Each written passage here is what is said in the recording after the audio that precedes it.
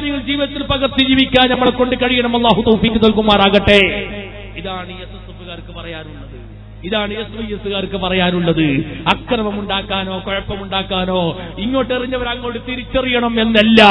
നിങ്ങൾ കണ്ടില്ലേ എന്റെ പ്രിയപ്പെട്ട കൂട്ടുകാരെ, നല്ലൊരു മാങ്ങമരം എസ്എസ്എഫുകാരൻ എപ്പോഴും ജീവിതത്തിൽ നിന്ന് കൊണ്ടു നടക്കേണ്ട ഒന്നാണ്. ആ മാങ്ങമരത്തിലേക്ക്, ഈ കാണുന്ന മാങ്ങമരത്തിലേക്ക് മാങ്ങ ഇങ്ങനെ കായ്ക്കുമ്പോ, മാങ്ങമരം മാങ്ങ ഇങ്ങനെ കായ്ക്കുമ്പോ ചെറിയ സ്കൂളിൽ പോകുന്ന കുട്ടികൾ ഇങ്ങനെ കല്ലെറിയാം. ഒരിക്കറിയ കല്ലെറിയുന്ന ഒരു മാങ്ങ ഉദ്ദേശിച്ച് എത്ര ഉണ്ണിമാങ്ങാണ് തെറിച്ചു പോകുന്നത്. ഒരു കല്ലെറിയുമ്പോ എത്രയോ ഉണ്ണിമാങ്ങ തെറിച്ചു കൊണ്ടുപോകുന്നു. പക്ഷേ ഈ വിവരം എനിക്കറിയുന്നില്ല. അങ്ങനെ കല്ലെറിഞ്ഞ് മാങ്ങയും പോയി, ചപ്പലയും പോയി, അതുപോലെ തന്നെ ഉണ്ണിമാങ്ങയും പോയി, കുറേ ഏറ് സഹിച്ചപ്പോ അവസാനം മാങ്ങ മരം എന്ന് വിചാരിച്ചു. ഏതായാലും കുറെ എറിഞ്ഞില്ലേ, നമുക്ക് നല്ല കൊഴുത്ത മാങ്ങ അങ്ങോട്ട് കൊടുക്കാം, അല്ലേ? അങ്ങനെ ഒരു പഴുത്ത മാങ്ങ അങ്ങോട്ട് കൊടുക്കാം. അങ്ങനെ നല്ല പഴുത്ത മാങ്ങ ഈ മനുഷ്യനിക്ക് എത്ര 10-200 വട്ടം എറിഞ്ഞ മനുഷ്യനിക്ക് ഒരു പഴുത്ത മാങ്ങ. ഇതല്ലേ നമ്മുടെ ബഹുമാനപ്പെട്ട ഉസ്താദിന്റെ സ്വഭാവം. എത്ര ഏറങ്ങോട്ട് എറിഞ്ഞാലും, എത്ര ഏറങ്ങോട്ട് എറിഞ്ഞു കൊടുത്താലും പടത്തോനെ പഴുത്ത മാങ്ങ ഓർക്കിന് ഹിദായത്ത് കൊടുക്കണേ അല്ല. ഉസ്താദിന്റെ ഒരു പഴുത്ത മാങ്ങ നീ അവർക്ക് ഹിദായത്ത് കൊടുക്കണേ അല്ല, സന്മാർഗം കാണിക്കണേ അല്ല, അല്ലെങ്കിൽ അവർ അക്രമത്തിന് ഞങ്ങളെ നീ കാക്കണേ അല്ല. നല്ല പഴുത്ത മാങ്ങയല്ലേ ഉസ്താദ് കൊടുക്കുന്നത്. ഈ ഒരു സ്വഭാവം എസ്എസ്എഫുകാരന്റെ ജീവിതത്തിൽ ഉണ്ടാകണം. ഒരിക്കലും അക്രമിക്കാനും കൊള്ളയടിക്കാനും നാട്ടിൽ കുഴപ്പമുണ്ടാകാനും പ്രശ്നമുണ്ടാക്കാനും എന്റെ എസ്എസ്എഫിന്റെ പ്രവർത്തകരെ നിങ്ങൾ അതിലേക്ക് പോകാൻ പാടില്ല. ആരെറിഞ്ഞാലും തിരിച്ചറിയരുത്, ആര് കൂക്ക് വിളിച്ചാലും തിരിച്ചു കൂക്ക് വിളിക്കരുത്, ആരക്രമിച്ചാലും തിരിച്ചക്രമിക്കരുത്. നിങ്ങൾ സൗമ്യം പാലിക്കുന്നവരാകണം. അതുപോലെ സബറോട് നേതൃത്വത്തെ അംഗീകരിക്കുന്ന പ്രവർത്തകരാകണം. അല്ലാഹു നമ്മയൊക്കെ നന്നാക്കി തരുമാറാകട്ടെ. ഇനി ഞാൻ എന്റെ ഉമ്മമാരോട് ഓർമ്മപ്പെടുത്തുന്നു, ഓ പ്രിയപ്പെട്ട സഹോദരി, റബ്ബിനെ പേടിച്ച് ജീവിക്കുന്നവരാകണം. കൃത്യമായി നിസ്കരിക്കുന്ന ഉമ്മമാര് നമ്മുടെ നാട്ടിലുണ്ടാകണം. ആ കൂട്ടത്തിൽ ഞാൻ എന്റെ പ്രിയപ്പെട്ട സഹോദരങ്ങളോട് സഹോദരിമാരോട് പറയട്ടെ, നിങ്ങൾ നമ്മുടെ ശരീരത്തിലേക്കൊന്ന് നോക്കണം. സുബ്ഹാനല്ലാഹ്, എനിക്ക് അല്ലാഹു തആല തന്ന കണ്ണുകൾ 2 എണ്ണമാണ്. ഒരു കണ്ണുകൊണ്ട് തന്നെ എനിക്ക് കാണേണ്ട ഏകദേശമൊക്കെ കാണുകയാണ്. പക്ഷേ കണ്ണ് 2 എണ്ണം തന്നു. ഇത് കണ്ടോ, എനിക്ക് ഒരു ചെവി പൊത്തിയാ മറ്റേ ചെവി നന്നായി കേൾക്കുകയാണ്. പക്ഷേ കേൾക്കാൻ 2 ചെവി എങ്ങോട്ട് തന്നു. അതുപോലെ ഒരു മൂക്കിനെ അമർത്തി പിടിച്ചാലും മറ്റേ മൂക്കിലൂടെ ആസ്വദിക്കാനും മണക്കാനും കഴിയുന്നുണ്ട്. പക്ഷേ അല്ലാഹു തആല മൂക്ക് 2 എണ്ണം തന്നു. എന്നാൽ നാവ് തന്നത് 1 മാത്രമാണ്, ലിംഗം തന്നത് 1 മാത്രമാണ്, മനുഷ്യനിക്ക് ഔറത്ത് കൊടുത്തത് 1 മാത്രമാണ്, മനുഷ്യനിക്ക് നാവ് കൊടുത്തത് 1 മാത്രമാണ്. കണ്ണ് 2 ആയതുപോലെ, മൂക്ക് 2 ആയതുപോലെ, ചെവി 2 ആയതുപോലെ അല്ലാഹു തആല 2 നാവ് എനിക്ക് കൊടുത്തില്ല, ഔറത്ത് 2 എണ്ണം കൊടുത്തില്ല. കൊടുക്കാത്തതിന്റെ കാരണം എന്താണ്? 1 തന്നെ കൊടുത്തപ്പോ റസൂലുള്ളാഹി തങ്ങൾ പറഞ്ഞത് കണ്ടോ, മോനെ നിന്റെ നാക്കിന്റെ വിഷയത്തിലും നിന്റെ ഔറത്തിന്റെ വിഷയത്തിലും കാത്തു സൂക്ഷിക്കുമെന്ന് ജാമീൻ നിൽക്കുന്നവരാരാണ്? അദ്മനു ലഹുൽ ജന്ന, അവനിക്ക് ഞാൻ സ്വർഗം കൊണ്ട് ജാമീൻ നിൽക്കുമെന്ന് മുഹമ്മദുർ റസൂലുള്ളാഹി. ഇതാരെ പറ്റിയാ പറഞ്ഞത്? ഒരു നാവിനെ സംബന്ധിച്ചാണ്, ഒരു ഔറത്തിനെ സംബന്ധിച്ചാണ്. പക്ഷെ 1 തന്നിട്ട് തന്നെ റസൂലുള്ളാഹി പറയുന്നത് വല്ലാത്ത ഡേഞ്ചറാണ് എന്നാണ്. അതിനെ കാത്തു സൂക്ഷിക്കുന്നവരാരാണോ അവർക്ക് ഞാൻ സ്വർഗം കൊണ്ട് ജാമീൻ നിൽക്കും കേട്ടോ. അതുകൊണ്ട് പ്രിയപ്പെട്ട സഹോദരി, നിന്റെ എല്ലാ അമലും ബാത്തിലാക്കി കളയുന്ന നിന്റെ നാവാണ്. നീ സൂക്ഷിക്കണേ, ജാഗ്രത പാലിക്കണേ. ഒരാളെയും കുറ്റം പറഞ്ഞു പോകരുത്, ഒരാളെയും തെറി പറഞ്ഞു പോകരുത്, ഒരാളെയും ആരോപിച്ചു പോകരുത്. എപ്പോഴും നാവിനെ കാത്തു സൂക്ഷിക്കുന്നവരാകണം, എപ്പോഴും ദിക്റുമായി ബന്ധപ്പെടുന്നവരാകണം, എപ്പോഴും തസ്ബീഹ് ചൊല്ലാൻ നമ്മളെ കൊണ്ട് കഴിയണം, എപ്പോഴും ഖുർആൻ ഓതാൻ നമ്മളെ കൊണ്ട് കഴിയണം. നീ ഒന്നും ചെയ്യുന്നില്ല എങ്കിലോ നീ അടങ്ങിക്കൂടിക്കോ, നീ സംസാരിക്കണ്ട. ഈ നിലക്ക് നല്ല ഒരു ജീവിതം കൊണ്ടുപോകാൻ നമ്മളെ കൊണ്ട് കഴിയണം. അല്ലാഹു നമുക്ക് ഭാഗ്യം നൽകുമാറാകട്ടെ. എല്ലാവരോടും ഞാൻ ഓർമ്മപ്പെടുത്തുകയാണ്, അവനവന്റെ നാവിനെ വളരെ ജാഗ്രതയോടെ സൂക്ഷിക്കുന്നവരാകണം. ഓ പ്രിയപ്പെട്ട സഹോദരാ, നാക്കിലൂടെ വാക്ക് പുറത്തേക്ക് വീണാ പിന്നെ തിരിച്ചെടുക്കാൻ കഴിയില്ല. അത് ഭയങ്കരം ഡേഞ്ചറാണ്. ജറാഹാത്തുൽ ലിസാനി ലഹൽ തിയാമോ വലാ യൽതാമു മജറഹൽ ലിസാനോ. ഒരു മനുഷ്യന്റെ നാവിലേക്ക് ഉഷ്ണകാലത്ത് ഉഷ്ണം കൊണ്ട് ചൂടുകൊണ്ട് അവന്റെ നാട്ടിലേക്ക് ഒരു പൊട്ട് സംഭവിച്ചാൽ, ഒരു മുറിവ് സംഭവിച്ചാൽ, അതാ മരുന്ന് ഉപയോഗിക്കുന്ന സമയത്ത് നാവിന്റെ പൊട്ട് അങ്ങോട്ട് കൂടുകയാണ്. പക്ഷേ വലാ യൽതാമു മജറഹൽ ലിസാനു, നിന്റെ നാവ് കൊണ്ടൊരു മനുഷ്യന്റെ കൽബിനിക്ക് മുറിവാക്കിയിട്ടുണ്ട് എങ്കിൽ ആ കൽബിന്റെ മുറിവ് കൂടുന്നതല്ല. നാവ് കൊണ്ട് ഏതെങ്കിലും ഒരാളെ കൽബിന് വല്ല മുറിവാക്കിയിട്ടുണ്ട് എങ്കിൽ ആ മുറിവ് കൂടുന്നതല്ല. അതുകൊണ്ട് പറയട്ടെ പ്രിയപ്പെട്ട പെങ്ങളെ, പ്രിയപ്പെട്ട സഹോദരാ, എപ്പോഴും നാവിനെ ജാഗ്രത പാലിക്കുന്നവരാകണം. നീ ഗീബത്ത് പറയണ്ട, നീ നമീമത്ത് പറയണ്ട, നീ കുറ്റം പറയണ്ട. വിശിഷ്യ ആലിമീങ്ങളെ കുറ്റം പറയരുത്, സാദാത്തുക്കളെ കുറ്റം പറയരുത്. എല്ലാ സയ്യിദുമാരെയും ബഹുമാനിക്കണമല്ലേ? നേരത്തെ മിസ്ബാഹി ഉസ്താദ് പറഞ്ഞത് കേട്ടില്ലേ? വന്യരായ പാണക്കാട് തങ്ങൾ വരുമ്പോ നമ്മളായിരിക്കണം ആദ്യമായി കൈപിടിക്കേണ്ടത്. കാരണം എല്ലാ സയ്യിദന്മാരെയും നമ്മൾ ഗ്രൂപ്പ് നോക്കാതെ ബഹുമാനിക്കുന്നവരാണ്, എല്ലാ ആലിമീങ്ങളെയും ആദരിക്കുന്നവരാണ് നമ്മൾ. അതുകൊണ്ട് തന്നെ ആദരവും ബഹുമാനം നമ്മളെ കുത്തകയാണ്. അതുകൊണ്ട് ആ നിലക്ക് ജീവിക്കാൻ നമ്മളെ കൊണ്ട് കഴിയണം. അതുകൊണ്ട് പറയട്ടെ, ഒരൊറ്റ ആലിമിനെയും കുറ്റം പറഞ്ഞു പോകല്ല.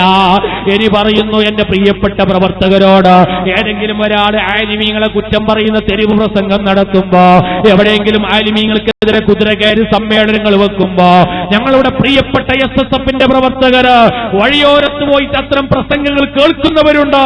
എന്ത് പറയുന്നു കേൾക്കട്ടെ.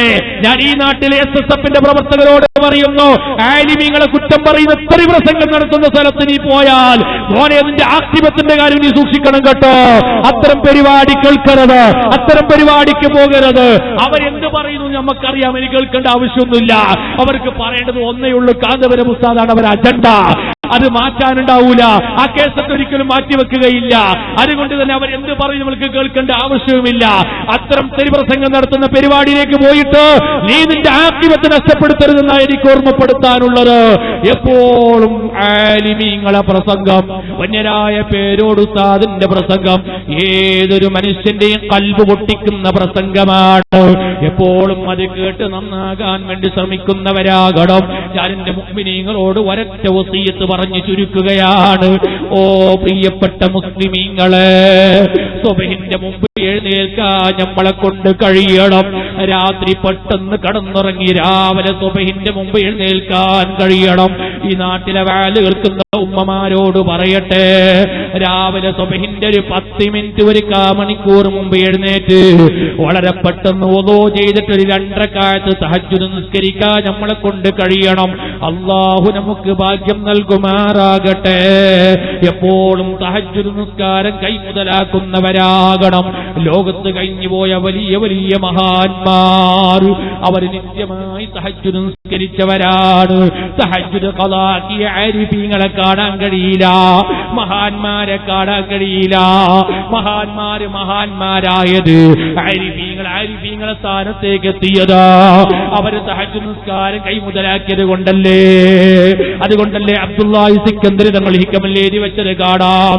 ബഹുമാനപ്പെട്ട ജുനൈദുൽ ബഗ്ദാദി റളിയല്ലാഹു അൻഹു, ആരിഫീങ്ങളിൽപ്പെട്ട വലിയ മഹാനായ ജുനൈദുൽ ബഗ്ദാദി, അല്ലാഹു അവരുടെ ബർക്കത്ത് കൊണ്ട് നമ്മളെ നന്നാക്കട്ടെ. ആ ജുനൈദുൽ ബഗ്ദാദി തങ്ങൾ അതാ വഫാത്തായി ഖബറടക്കം ചെയ്തപ്പോൾ, ഖബറടക്കിയതിന്റെ ശേഷം അവിടുത്തെ ശിഷ്യന്മാര് സ്വപ്നം കാണുകയാണ്. ആ സ്വപ്നത്തിലൂടെ ജുനൈദുൽ ബഗ്ദാദി തങ്ങളോട് അതാ ശിഷ്യന്മാര് ചോദിക്കുന്നു, അല്ല ഉസ്താദേ, ഖബറടക്കി കഴിഞ്ഞില്ലേ, മരണം കഴിഞ്ഞില്ലേ, നിങ്ങളെ ഖബറിന്റെ ഹാലെന്താണ്? അപ്പോഴാണ് ആരിഫീങ്ങളിൽപ്പെട്ട മഹാനായ ജുനൈദുൽ ബഗ്ദാദി റളിയല്ലാഹു തആല അൻഹു പറയുന്ന മറുപടി, ഓ മക്കളെ, ഞാൻ കുറേ ദിക്ർ ചൊല്ലിയവനാണ്, പലതും ചെയ്തവനാണ്. പക്ഷേ എന്റെ ഖബറിൽ എന്നെ സഹായിക്കാൻ ഒന്നും എന്റെ ഖബറിലേക്ക് വന്നിട്ടില്ല. എന്റെ ഖബറിലേക്ക് എന്നെ സഹായിക്കാൻ വേണ്ടി വന്നതാ. എന്റെ ദിക്ർ കാണുന്നില്ല, എവിടെയാണെന്ന് എനിക്കറിയില്ല. എന്റെ ഖുർആനോത്ത് കാണുന്നില്ല, എവിടെയാണെന്ന് എനിക്കറിയില്ല. എന്റെ മറ്റമലുകളൊന്നും കാണുന്നില്ല, അത് എവിടെയാണെന്ന് എനിക്കറിയില്ല. പക്ഷേ എന്റെ ഖബറിൽ എന്നെ സഹായിക്കാൻ വേണ്ടി വന്നത് ഒന്നേ ഒന്ന് മാത്രമാണ്. അതെന്താണ്? എല്ലാവരും രാത്രി കൂർക്കം വലിച്ച് കടന്നുറങ്ങുമ്പോ ഞാൻ എഴുന്നേറ്റ് തഹജ്ജുദ് നിസ്കരിച്ചവനാണ്. എന്നിട്ട് തഹജ്ജുദ് നിസ്കാരം കഴിഞ്ഞിട്ട് ഞാൻ എന്റെ റബ്ബിനോട് കരഞ്ഞവനാണ്. ആ കരഞ്ഞ കരച്ചിലും എന്റെ തഹജ്ജുദ് നിസ്കാരങ്ങളും എന്റെ ഖബറിൽ എന്നെ രക്ഷപ്പെടുത്താൻ എനിക്ക് സഹായിയായിട്ട് എന്റെ ഖബറിൽ വന്നിട്ടുണ്ട് കേട്ടോ. ആരിഫീങ്ങളിൽപ്പെട്ട മഹാനായ ജുനൈദുൽ ബഗ്ദാദി തങ്ങൾ പറഞ്ഞത് അബ്ദുല്ലാഹി സിക്കന്ദർ തങ്ങൾ എഴുതി വെക്കുകയാണ്. ഓ വഅദ് കേൾക്കുന്ന ഉമ്മമാരെ, രാവിലെ രാത്രി വളരെ പെട്ടെന്ന് കടന്നിറങ്ങി രാവിലെ സുബ്ഹിന്റെ മുമ്പ് എഴുന്നേറ്റ് ചുരുങ്ങിയതൊരു 2 റക്അത്തെങ്കിലും നിസ്കരിക്കാൻ നമ്മളെ കൊണ്ട് കഴിയണം. ആ തഹജ്ജുദ് നിസ്കാരം ഒഴിവാക്കി പോകരുത്. SSFന്റെ പ്രവർത്തകരെ, നമ്മൾ തഹജ്ജുദ് നിസ്കരിക്കുന്നവരാകണം. അതൊരു ചില്ലറ വിഷയമല്ല.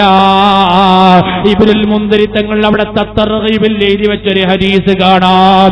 നാളെ യജമാനായ റബ്ബിന്റെ മുമ്പിലേക്ക് എത്തിയാൽ കോടാനക്കോടി ജനങ്ങൾ ഒരുമിച്ച് കൂടുന്ന മഅ്ശറ, ആ മഅ്ശറയിൽ ഫയുനാദിൽ മുനാദി, ഒരാളിങ്ങനെ വിളിക്കുകയാണ്, ഐനല്ലദീന തതജാഫാ ഖുലൂബുഹും. അതേ രാത്രി സമയത്ത് എഴുന്നേറ്റ് നിസ്കരിച്ചവരെവിടെയാണ്? എല്ലാവരും കടന്നിറങ്ങുമ്പോ ഞെട്ടിയുണർന്നവരെവിടെയാണ്? അതാ റബ്ബിന്റെ കോടതിയിൽ വെച്ചിട്ട് കോടാനക്കോടി ജനങ്ങൾ ഒരുമിച്ച് കൂടിയ മഅ്ശറയിൽ വിളിക്കപ്പെടുകയാണ്. എവിടെ രാത്രി എഴുന്നേറ്റവര്? എവിടെ തഹജ്ജുദ് നിസ്കരിച്ചവര്? അപ്പോഴാണ് ആ കോടിക്കണക്കിന് ജനങ്ങളെ ഹദറത്തിൽ നിന്നിട്ട് തുച്ഛമായ ആൾക്കാർ എഴുന്നേറ്റ് കൊണ്ട് റബ്ബിന്റെ മുമ്പിലേക്ക് പോകുകയാണ്. ഓഹും ഖലീൽ, അവര് വളരെ തുച്ഛമായ സംഘമാണ്. എല്ലാവരും കടന്നിറങ്ങിയവരാണ്. വളരെ തുച്ഛമായ ഒരു സമൂഹം എഴുന്നേറ്റ് റബ്ബിന്റെ മുമ്പിലേക്ക് പോകുമ്പോ റബ്ബ് തആല സ്വർഗ്ഗത്തിൽ കടക്കാൻ അനുമതി നൽകുമ്പോ ഫയദ്ഖുലൂനൽ ജന്നത ബിഗൈരി ഹിസാബ്. യജമാനായ റബ്ബിന്റെ കോടതിയിൽ തഹജ്ജുദ് നിസ്കാരം കൈമുതലാക്കിയ മുഅ്മിനീങ്ങൾ അതാ ഹിസാബില്ലാതെ സ്വർഗ്ഗത്തിൽ കടക്കുന്നു. അല്ലാഹ്, സാധുക്കളായ ഞങ്ങൾക്കും നീ ആ ഭാഗ്യം നൽകണേ റഹ്മാനേ. ഞാൻ എന്റെ ഉമ്മമാരോട് കൂട്ടുകാരോട് വസിയത്തായി പറയട്ടെ, തഹജ്ജുദ് നിസ്കരിക്കുന്നവരാകണം. സുബ്ഹിന്റെ മുമ്പ് എഴുന്നേൽക്കാൻ എന്റെ ഉപ്പമാർക്ക് കഴിയണം. ഈ നാട്ടിലെ വയസ്സായ ചെറുപ്പക്കാരികളാകുന്ന ഉമ്മമാർക്ക് കഴിയണം. അത് ജീവിതത്തിന്റെ ഏറ്റവും വലിയ ബറക്കത്താണ് കേട്ടോ. പോരാ, കണ്ടില്ലേ നിങ്ങൾ, സയ്യിദുൽ വജൂദ് മുഹമ്മദുർ റസൂലുള്ളാഹി നബി സല്ലല്ലാഹു അലൈഹി വസല്ലം തങ്ങൾ പറയാണ്, കുല്ലു ഐനിൻ ബാഖിയത്തു യൗമൽ ഖിയാമ. നാളെ യജമാനായ റബ്ബിന്റെ കോടതിയിലെത്തുമ്പോ എല്ലാ കണ്ണുകളും കരയുന്ന കണ്ണുകളാണ്. അവിടെ കരയാത്തവരില്ല, നിലവിളിക്കാത്തവരില്ല. ഇവിടെ സന്തോഷിച്ചവരൊക്കെ അവിടെ കരയുന്നവരാണ്. കരഞ്ഞ് കരഞ്ഞ് കണ്ണീരൊലിപ്പിച്ചവരവന്റെ കണ്ണുനീരിൽ മുങ്ങിക്കുളിക്കുന്ന രംഗമാണ്. അല്ലാഹ്, നീ ഞങ്ങളെ കാക്കണേ റഹ്മാനേ. അവനവന്റെ കണ്ണിൽ നിന്ന് ഉറ്റിവീരുന്ന കണ്ണുനീരിൽ മുങ്ങിക്കുളിക്കുന്ന രംഗമാണ്. ആ നിലക്ക് എല്ലാ കണ്ണുകളും നാളെ റബ്ബിന്റെ മുമ്പിൽ കരയുമ്പോ ഞാൻ എന്റെ കൂട്ടുകാരാകുന്ന പ്രവർത്തകരോട് പറയട്ടെ, വഅദ് കേൾക്കുന്ന ഉമ്മമാരോട് ഓർമ്മപ്പെടുത്തട്ടെ, എല്ലാ കണ്ണുകളും നാളെ റബ്ബിന്റെ മുമ്പിൽ കരയുമ്പോ ഇല്ലാ ഐനുൻ സലാസ, ഒരു 3 കണ്ണുകൾ അവിടെ കരയുന്നില്ല. ആ റബ്ബിന്റെ മുമ്പിൽ കരയാത്തത് 3 കണ്ണുകളാണ്. ഏതാണ് 3 കണ്ണുകൾ? അവിടെ കരയാത്ത 3 കണ്ണുകൾ ആരാണ്? അതേ നബി സല്ലല്ലാഹു അലൈഹി വസല്ലം തങ്ങൾ പറയുന്നു, റബ്ബിന്റെ മുമ്പിലേക്ക് എത്തുമ്പോ കരയാത്ത ഒരു കണ്ണ് ഐനുൽ വല്ലത്ത് അൻ മഹാരിമില്ലാ. ഈ ഭൗതിക ലോകത്ത് ജീവിക്കുന്ന സമയത്ത് അല്ലാഹ് ഹറാമാക്കിയ കാര്യങ്ങളെ തൊട്ട് കണ്ണ് ചിമ്മുന്നവരാരാണോ? അരേ ഹറാമിലേക്ക് നോക്കാത്തവരാരാണോ? അന്യ പെണ്ണിലേക്ക് നോക്കാത്തവരാരാണോ? നഗ്നമായ ചിത്രത്തിലേക്ക് നോക്കാത്തവരാരാണോ? അങ്ങനെ റബ്ബ് തആല ഹറാമാക്കിയ ഏതൊക്കെ കാര്യങ്ങളുണ്ടോ അതിനെ തൊട്ടൊക്കെ കണ്ണ് ചിമ്മി, ഹറാമിനെ തൊട്ട് കണ്ണ് ചിമ്മി ജീവിച്ചവരാരാണോ അവർ നാളെ റബ്ബിന്റെ മുമ്പിലേക്ക് എത്തുമ്പോ കരയുന്നവരല്ല. യുവാക്കളെ, ചെറുപ്പക്കാരി, ഹറാം കാണണ്ട, ഹറാമിന്റെ പിന്നാലെ പോകണ്ട. സുബ്ഹാനല്ലാഹ്, ഇന്ന് ഞാൻ വരുമ്പോ കാസർഗോഡ് ഉത്തരദേശം കാരവല് പത്രം വാങ്ങി. എന്റെ വണ്ടിയിൽ 2 പത്രങ്ങളുമുണ്ട്. അരേ കാരവല്ലിന്റെ ഫസ്റ്റ് പേജിൽ തന്നെ ഞാൻ കണ്ടതെന്താണ്? ഷഹ്റുബാൻ എന്ന് പറയുന്ന, ഫാത്തിമ എന്ന് പറയുന്ന 2 18 വയസ്സായ പെൺകുട്ടികള് 2 പേരും ഓടിപ്പോയതാ കാണുന്നത്. ആരെ കൂടെയാ ഓടിപ്പോയത്? മുസ്ലിമിന്റെ കൂടെയല്ല കേട്ടോ, 25 വയസ്സായ ചെറുപ്പക്കാരന്റെ കൂടെയാണ്. സുബ്ഹാനല്ലാഹ്, ഞാൻ എന്റെ സഹോദരിമാരോട് പറയട്ടെ, കണ്ണുകൊണ്ട് ഹറാമിലേക്ക് നോക്കിയിട്ട് അതാ അന്യവന്റെ പിന്നാലെ ഓടി നടക്കുന്നവരാണ്. ഒന്നും കൂടി ഞാൻ ഓർമ്മപ്പെടുത്തുകയാണ്. ഇന്നലെ രാത്രി ഞാൻ വഅദ് കഴിഞ്ഞ് എന്റെ വീട്ടിൽ താമസിച്ചു. ഇന്ന് രാവിലെ ഞാൻ എന്റെ പള്ളിയിലേക്ക് വരുമ്പോ ആരാണെന്ന് എനിക്കറിയില്ല. നിങ്ങളെ കാഞ്ഞങ്ങാടിൽ നിന്ന് ഒരാൾ എനിക്ക് ഫോൺ വിളിക്കുകയാണ്, ഉസ്താദേ എനിക്ക് പെട്ടെന്നൊന്ന് കൂറത്തങ്ങളെ കിട്ടണം. ഞാൻ പറഞ്ഞു, കൂറത്തങ്ങൾ എവിടെയാണെന്ന് എനിക്കറിയില്ല. അല്ല ഉസ്താദ്, എനിക്ക് കൂറത്തങ്ങളെ ഒന്ന് കിട്ടണം. ഞാൻ കർണാടക നമ്പർ നോക്കുമ്പോ തങ്ങളില്ല. ഞാൻ ഇയാൾക്ക് കേരളത്തെ നമ്പർ അങ്ങോട്ട് കൊടുത്തു. അരമണിക്കൂർ പറഞ്ഞിട്ട് പറയുന്നില്ല, തങ്ങളെ കിട്ടുന്നില്ല. ഞാൻ ചോദിച്ചു എന്താണ് അവസ്ഥ? അപ്പോഴാണ് ഇയാൾ പറയുന്നു, ഉസ്താദേ എന്റെ 18 വയസ്സായ മോളോടിയിരിക്കുകയാണ്. ഓടിയതോ 14 വയസ്സായ ഒരു അമുസ്ലിമിന്റെ കൂടെയാണ്. 18 വയസ്സായ പെണ്ണ് 14 വയസ്സായ ഒരു അമുസ്ലിമിന്റെ കൂടെയാ ഓടിപ്പോയത്. ഈ ഉപ്പ എന്നോട് പറയുന്നു. എന്നിട്ട് 12 മണിയാകുമ്പോൾ ഇയാൾ വീണ്ടും വിളിക്കുന്നു, സാറേ നിങ്ങൾ ദുആ ചെയ്യണം. എന്തിനാണ്? അതേ കാഞ്ഞങ്ങാട് കോടതിയിലേക്ക് മകളും ആ സുഹൃത്തും വന്നിരിക്കുകയാണ്. ഞങ്ങളിപ്പോൾ കോടതിയിലാണ്. ആ പെൺകുട്ടി എന്റെ മുഖത്തേക്ക് നോക്കുന്നില്ല. എന്റെ ഭാര്യയുണ്ട് ഇവിടെ, ഭാര്യ എന്റെ മുഖത്തേക്ക് കുട്ടി നോക്കുന്നില്ല. ചെറുപ്പക്കാരനാണെങ്കിൽ 18 പൂർത്തിയായിട്ടില്ല. കോടതി എന്ത് വിധി പറയുമെന്നറിയില്ല. ആ പെൺകുട്ടി ഞങ്ങളെ കൂടെ വരാൻ വേണ്ടി, മനസ്സ് മാറാൻ വേണ്ടി ഒന്ന് ദുആ ചെയ്യണം. ഞാനതാ കൂറത്തങ്ങളോട് വിളിച്ച് സംഗതി പറഞ്ഞപ്പോ തങ്ങൾ പറഞ്ഞ വാക്ക് ഞാൻ ഈ സദസ്സിൽ ഇപ്പോൾ പറയുന്നില്ല. എന്റെ പ്രിയപ്പെട്ട സഹോദരങ്ങളെ, ഇങ്ങനെ ഹറാമ് കൊണ്ട് കണ്ടുകൊണ്ട് കണ്ടിട്ട് മതമൊന്നും പ്രശ്നമല്ലല്ലോ. ഈ നൈമിഷിക ലോകത്തിന്റെ വികാരത്തിന് വേണ്ടി മാത്രം, ഒരു സെക്കൻഡിന്റെ സുഖത്തിന് വേണ്ടി ഹറാമും ഹലാലും ചിന്തിക്കാറ് ഏത് മതക്കാരന്റെ പിന്നാലെ പോയാലും പ്രശ്നമല്ല എന്ന് ചിന്തിച്ചു ഓടുന്ന ചെറുപ്പക്കാരി, ഈ നാട്ടിലങ്ങൾ ചിന്തിക്കുന്ന ചെറുപ്പക്കാരികളുണ്ടോ? അവളോട് ഞാൻ പറയട്ടെ, പെണ്ണേ, നിന്റെ ദുനിയാവ് നഷ്ടപ്പെട്ടു പോയി, നിന്റെ ആഗ്രഹം നഷ്ടപ്പെട്ടു പോയി, നിന്റെ കുടുംബത്തിലേക്ക് നീ നഷ്ടപ്പെട്ടു പോയി, നിന്റെ നാട്ടിലേക്ക് നീ നഷ്ടപ്പെട്ടു പോയി. ഓ പെണ്ണേ, നിന്റെ ആഖിറത്തിന്റെ കാര്യം ശ്രദ്ധിക്കണം കേട്ടോ. ഇവിടെ ഏതൊരു മതക്കാരനല്ല പ്രശ്നം, ഈ ദുനിയാവിന്റെ ഒരു സെക്കൻഡിന്റെ സുഖമല്ല പ്രശ്നം. പക്ഷേ നാളെ മരിച്ചിട്ട് നിന്നെ കബറിൽ കൊണ്ടുവെക്കാനുണ്ട്, ആ കബറിൽ കടക്കാനുണ്ട്, അവിടെ മുൻകർ നക്കീറിന്റെ ചോദ്യം വരാനുണ്ട്, അവിടെ നിന്ന് റബ്ബിന്റെ മുമ്പിലേക്ക് പോകാനുണ്ട്, അവിടെ ഹിസാബിന് വേണ്ടി 50,000 കൊല്ലം നിൽക്കാനുണ്ട്, അവിടെ മീസാനാകുന്ന തുലാസിൽ തൂക്കാനുണ്ട്. പെണ്ണേ, നിനക്കാണ് നരകം പടച്ചു വെച്ചത്, നീ ചിന്തിക്കണം കേട്ടോ. നിന്റെ വാപ്പ വിദേശത്താണ്, നിന്റെ ഒരു നല്ല പുതിയാപ്പളയെ തെരഞ്ഞെടുത്തിട്ട് കെട്ടിക്കാൻ വേണ്ടി അധ്വാനിക്കുന്ന വാപ്പ, നിന്നെ വിചാരിച്ച് അധ്വാനിക്കുന്ന ആങ്ങളമാര്, അവർ വിദേശ രാജ്യങ്ങളിൽ കഷ്ടപ്പെട്ടുകൊണ്ട് രക്തങ്ങളെ മുഴുവൻ വേർപ്പാക്കി ഒലിപ്പിച്ചുകൊണ്ട്. സുബ്ഹാനല്ലാഹ്, ഞാൻ പലപ്പോഴും വിദേശ രാജ്യത്ത് പോയപ്പോ അവിടെ സുന്നി സെന്ററിൽ പ്രസംഗിക്കുന്ന സമയത്ത് പറഞ്ഞതാണ്, ഉപ്പമാരെ, ഓ സുഹൃത്തുക്കളെ, നിങ്ങളെ ഭാര്യമാരൊന്ന് ഗൾഫിൽ കൊണ്ടുവരണം, നിങ്ങളെ ഉമ്മമാരൊന്ന് ഗൾഫിലേക്ക് കൊണ്ടുവരണം, നിങ്ങളെ പങ്ങന്മാരൊന്ന് ഗൾഫിലേക്ക് കൊണ്ടുവരണം, ഈ വിദേശ രാജ്യത്തിന്റെ കഷ്ടപ്പാടെന്ന് മനസ്സിലാക്കി കൊടുക്കണം. ഇതറിയാത്ത പെങ്ങള്, ഇതറിയാത്ത ഉമ്മ, ഇതറിയാത്ത പെങ്ങള് ചിന്തിക്കുന്നത് എന്റെ ബാപ്പ അവിടുന്ന് പണം മരത്തുനിന്ന് കൊയ്തെടുക്കുന്നതാണ്, എന്റെ ബാപ്പ മരത്തിൽ നിന്ന് പണം കോരിവാരി എടുക്കുന്നതാണ്. അവിടുത്തെ കഷ്ടപ്പാട് അറിയോ പെങ്ങള്? ഞാൻ എന്റെ കണ്ണുകൊണ്ട് കണ്ടതാണ്.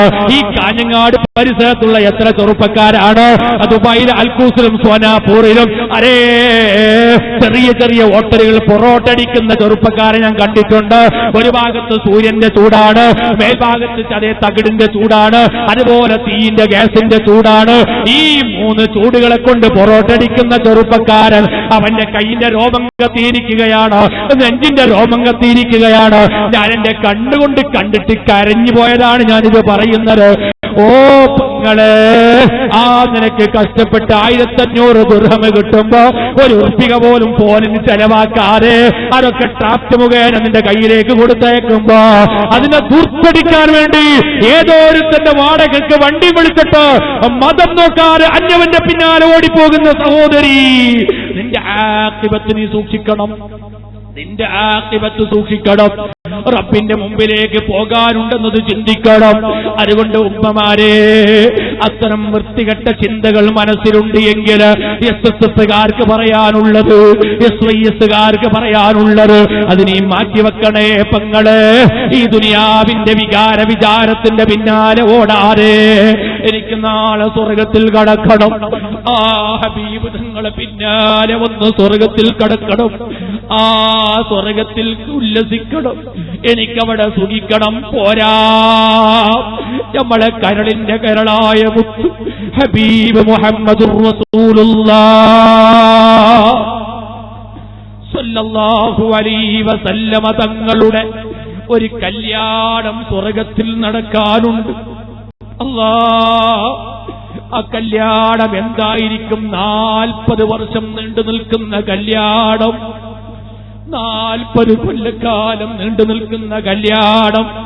ആ കല്യാണത്തിന് സ്വർഗത്തിലെ മുഅ്മിനീങ്ങൾ രാവിലെ പോകുന്നു, ഉച്ചക്ക് പോകുന്നു, വൈകുന്നേരം പോകുന്നു, രാത്രി പോകുന്നു. 40 കൊല്ലം രാവിലെ പോകുമ്പോ ധരിച്ച സ്വർഗത്തിന്റെ വസ്ത്രം പിന്നെ ഉച്ചക്ക് ഇല്ല. ഉച്ചക്ക് പുതിയ പുതിയ സ്വർഗത്തിന്റെ ആഭരണങ്ങൾ, വസ്ത്രങ്ങൾ അത് ധരിച്ചവര് വൈകുന്നേരം പോകുമ്പോ പിന്നെ അത് ഇല്ല. പുതിയ പുതിയ പുതിയ സ്വർഗത്തിന്റെ പട്ടുകളും മാണിക്യങ്ങളും രാത്രി പോകുമ്പോ വേറെ തന്നെയാണ്. ഇങ്ങനെ ദിവസേന 4 വട്ടം പോകുമ്പോ 40 കൊല്ലക്കാലം ഹബീബ് തങ്ങളെ കല്യാണത്തിൽ കൂടാൻ വേണ്ടി സ്വർഗത്തിൽ കിടന്ന് ആടും കൊണ്ടും സന്തോഷത്തോടെ പോകുമ്പോ സുബ്ഹാനല്ലാഹ്, ആസിയ ബീവിയാകുന്ന പുതുനാരിപ്പെണ്ണ്, അസ്മ ബീവിയാകുന്ന പുതുനാരിപ്പെണ്ണ്, ആ പുതുനാരിപ്പെണ്ണിനെ കാണാൻ ആഗ്രഹിക്കുന്ന ഉമ്മമാരെ, ആ കല്യാണത്തിൽ കൂടാൻ ആഗ്രഹിക്കുന്ന പെങ്ങളെ വളരെ വിനയത്തോടെ ഓർമ്മപ്പെടുത്തുന്നു. എപ്പോഴും എന്റെ മനസ്സിൽ വേണ്ടത് ദുനിയാവിന്റെ ചിന്ത അല്ല.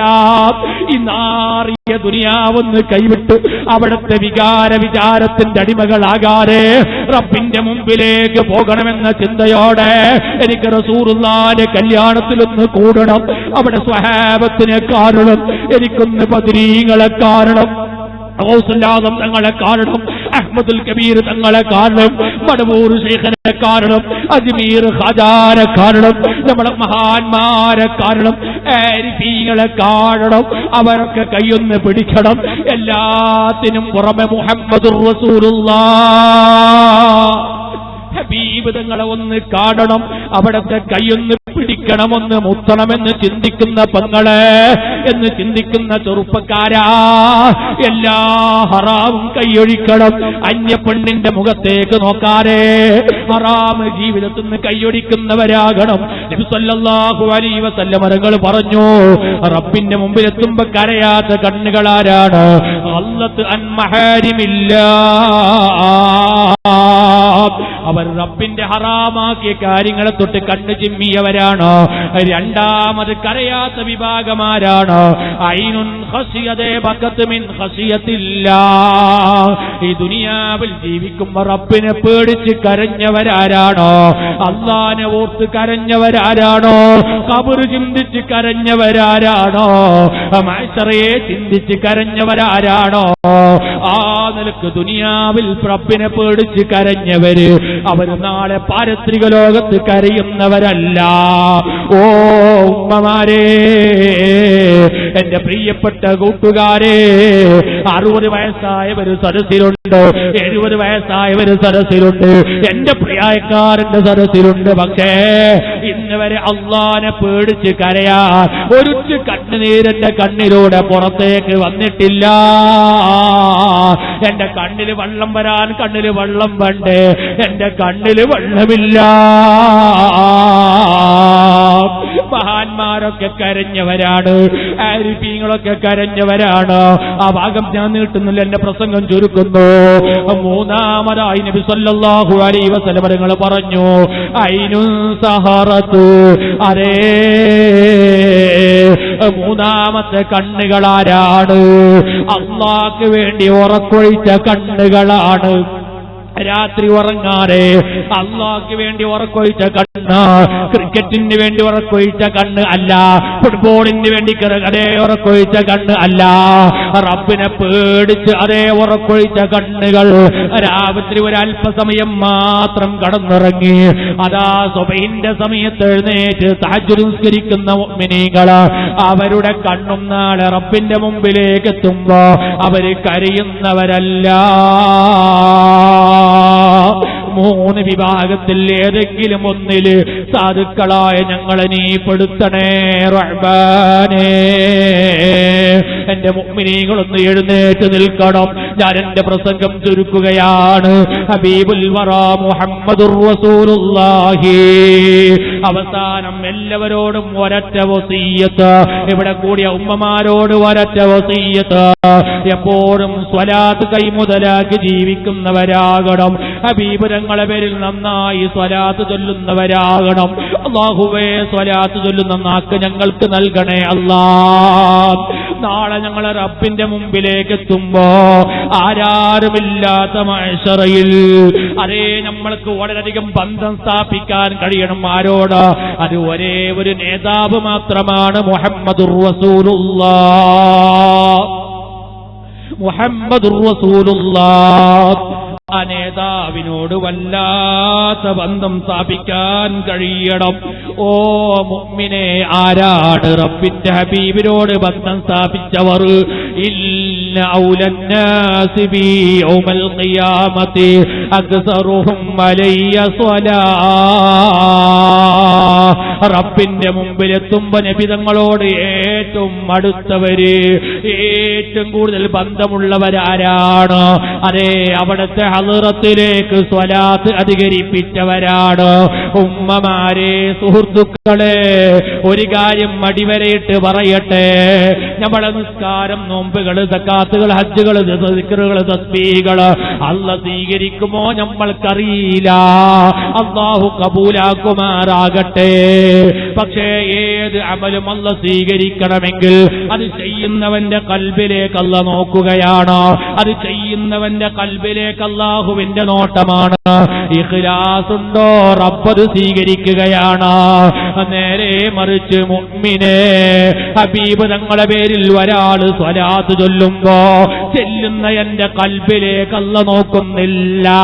അതുകൊണ്ട് തന്നെ ഞാൻ കിബറോടെ ചൊല്ലിയാലും അഹങ്കാരത്തിന് ചൊല്ലിയാലും ജനങ്ങൾ കാണാൻ വേണ്ടി സ്വലാത്ത് ചൊല്ലിയാലും അല്ലാഹ് നമ്മൾക്ക് പ്രതിഫലം നൽകുകയാണ്. കാരണം സ്വലാത്ത് നമ്മൾ ചൊല്ലുമ്പോ നമ്മളെ കൽബിലേക്ക് അല്ലാഹ് നോക്കാതെ നോക്കുന്നത് സ്വലാത്ത് ചൊല്ലപ്പെടുന്ന നേതാവായ മുഹമ്മദുർ റസൂലുള്ളാഹ് ഹബീബ് തങ്ങളിലേക്കാണ് അല്ലാഹ് നോക്കുന്നത്.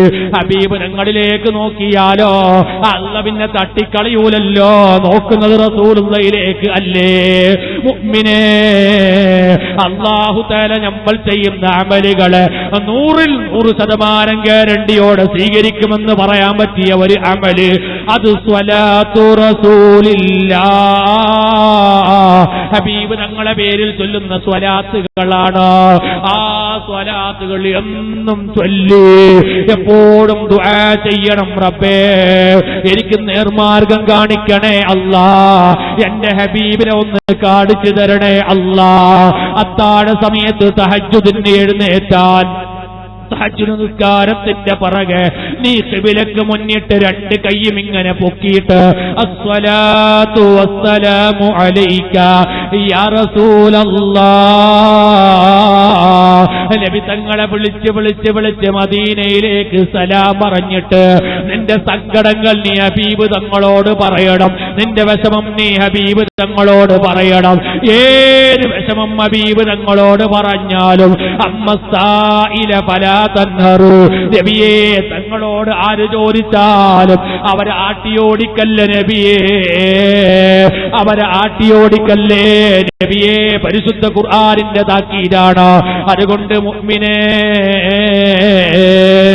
എന്നും ഹബീബ് തങ്ങളുടെ പേരിൽ നന്നായി സ്വലാത്ത് ചൊല്ലി വളരെ നല്ലവരായി ജീവിക്കണമെന്ന വസിയത്തോടെ അക്രമത്തിന് കൂട്ടുനിൽക്കാൻ